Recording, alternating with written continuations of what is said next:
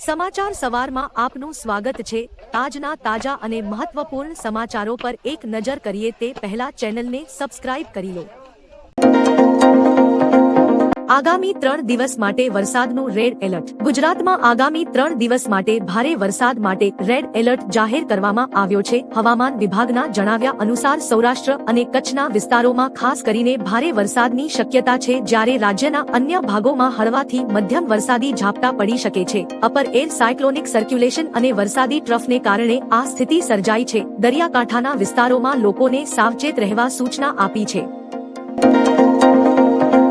છેલ્લા 24 કલાકમાં 130 તાલુકા જળબંબાકાર। ગુજરાતમાં છેલ્લા 24 કલાક દરમિયાન 130 તાલુકાઓમાં વરસાદ નોંધાયો છે, જેમાં સૌરાષ્ટ્રમાં મેઘરાજાનું જોર વધારે રહ્યું। સૌથી વધુ વરસાદ ગીર સોમનાથના માંગરોળમાં 4 ઇંચ પડ્યો છે। આ ઉપરાંત તાલાલા, કેશોદ, માળિયા હાટીના અને ઉનામાં પણ 2 ઇંચથી વધુ વરસાદ નોંધાયો છે। હવામાન વિભાગે આગામી દિવસોમાં પણ વરસાદ ચાલુ રહેવાની સંભાવના વ્યક્ત કરી છે। અંબાલાલ પટેલની આગાહી। હવામાન નિષ્ણાંત અંબાલાલ પટેલે જણાવ્યું કે 4 થી 6 ઓક્ટોબરે બંગાળના ઉપસાગરમાં નવી સિસ્ટમ બનશે, જેની અસર ઉત્તર પૂર્વ ભાગોમાં થશે। ગુજરાતમાં આથી હળવો વરસાદ શક્ય છે। 7 ઓક્ટોબરથી પશ્ચિમી હવાઓના જોર વધતા રાજ્યમાં વરસાદની વિદાય થશે। હવે નવલા નોરતાના 2 દિવસ બાકી છે, ત્યારે હજુ પણ નવરાત્રીમાં વરસાદ ખેલૈયાઓની મજા બગાડી શકે છે।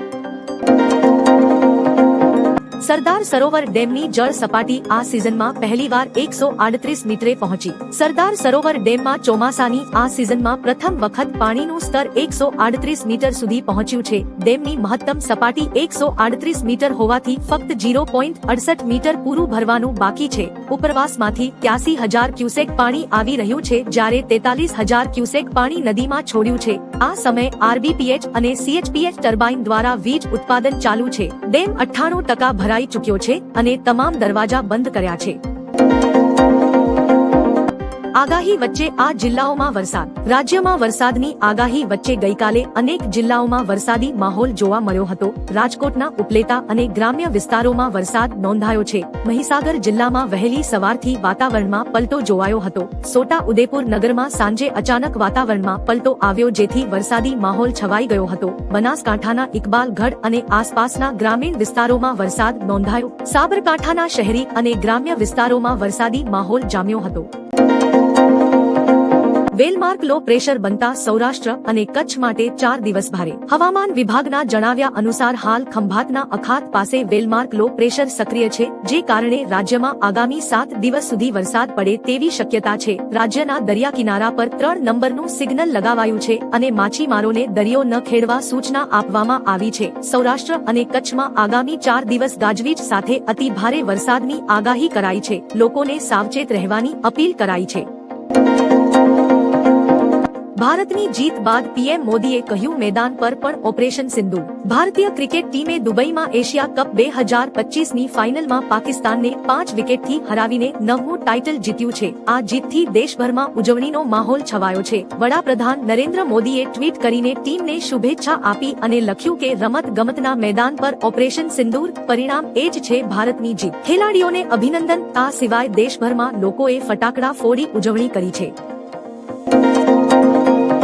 છેલ્લા 24 કલાકમાં 232 તાલુકામાં વરસાદ। રાજ્યમાં છેલ્લા 24 કલાકમાં કુલ 232 તાલુકામાં વરસાદ પડ્યો છે, જેમાં ગીર સોમનાથના સૂત્રપાડામાં 8.3 ઇંચ સૌથી વધુ વરસાદ નોંધાયો છે। કપરાડા, ઉમરગામ, વેરાવળ, માંગરોળ, કોડીનાર, ઉના અને અંકલેશ્વર સહિતના વિસ્તારોમાં 3 થી 5 ઇંચ વરસાદ થયો છે। ભારે વરસાદથી તળાવો, નદીઓમાં પાણીનો સ્તર વધી રહ્યો છે અને પ્રશાસને નીચાણવાળા વિસ્તારોમાં સાવચેતી રાખવા સૂચના આપી છે।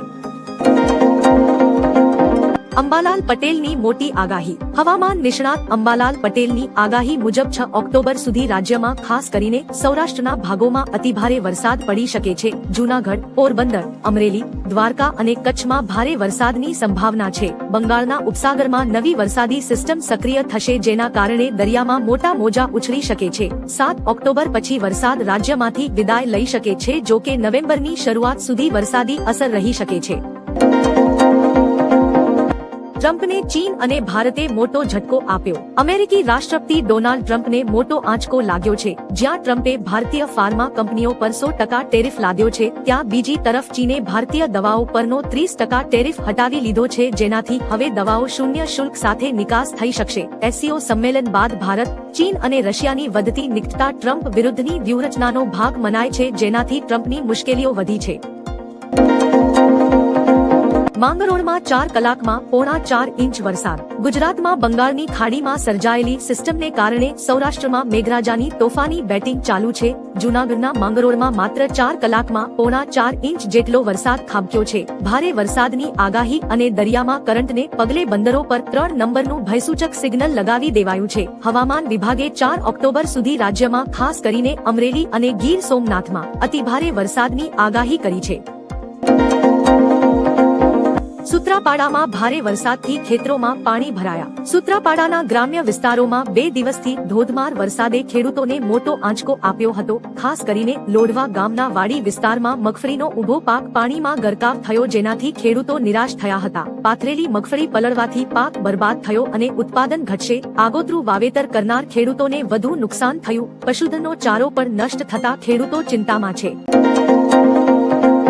વચ્ચે રાજ્યના અનેક જિલ્લાઓમાં વરસાદ. રાજ્યમાં નવરાત્રીનો માહોલ છે, તેવામાં ગઈકાલે વરસાદ આવતા ખેલૈયાઓમાં નિરાશા જોવા મળી હતી તથા આયોજકો પણ ભાગતા થયા હતા. તેવામાં કાલે રાજ્યના મુખ્ય શહેરો અમદાવાદ, સુરત, વડોદરા સહિત વલસાડ જિલ્લામાં સારો એવો વરસાદ પડ્યો હતો. અમદાવાદમાં સતત વરસાદથી નવરાત્રીના ખેલૈયાઓમાં ચિંતા વ્યાપી હતી. પાવાગઢ ડુંગર પર ધોધમાર વરસાદથી શ્રદ્ધાળુઓને મુશ્કેલીઓનો સામનો કરવો પડ્યો હતો. વડોદરા શહેરમાં વરસાદના વિઘનને કારણે યોજાનારા મોટા ભાગના ગરબા મહોત્સવો મોકૂફ રાખવામાં આવ્યા હતા. તો સુરત જિલ્લામાં પણ નોરતે વરસાદે ગરબાના આયોજનમાં વિઘ્ન નાખ્યું હતું. અંકલેશ્વરમાં 4.17 ઇંચ, દેડિયાપાડામાં 4 ઇંચ, ઉમરપાડા, કપરાડા અને ઉમરગામમાં 3 ઇંચ, ઝઘડિયા, ભરૂચ અને દેવગઢ બારિયામાં 2.5 ઇંચ, સુબીર, માંગરોળ અને કામરેજમાં 2.25 ઇંચ તથા વાલિયા, નીઝર, હાંસોટ અને સાગબારામાં 2 ઇંચ જેટલો વરસાદ પડ્યો હતો. નવસારી, જલાલપોર અને વાસંદામાં 1.5 ઇંચ, ગંડેવી 1 ઇંચ, ચીખલીમાં 1.25 ઇંચ, ખેરગામમાં 2.25 ઇંચ વરસાદ પડ્યો હતો.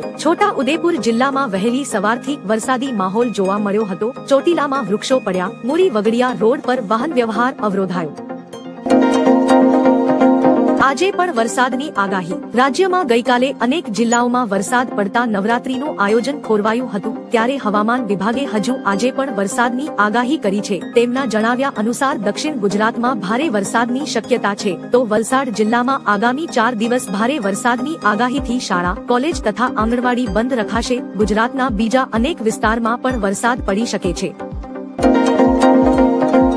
અમદાવાદ શહેરમાં સરેરાશ 1.5 ઇંચ વરસાદ. અમદાવાદ શહેરમાં ગઈકાલે બપોરે 3 થી સાંજે 6 વાગ્યા દરમિયાન ધોધમાર વરસાદથી સરેરાશ 1.5 ઇંચથી વધુ વરસાદ નોંધાયો છે. પૂર્વ વિસ્તારોમાં નરોડા, હંસપુરા, ઓઢવ, નિકોલ, વિરાટનગર, વસ્ત્રાલ, રખિયાલ, CTM, ગોમતીપુર, કઠવાડા, મણિનગર અને SP રિંગ રોડ પર 1 ઇંચ જેટલો વરસાદ પડ્યો, જ્યારે પશ્ચિમ વિસ્તારોમાં 1.5 ઇંચ વરસાદ નોંધાયો છે.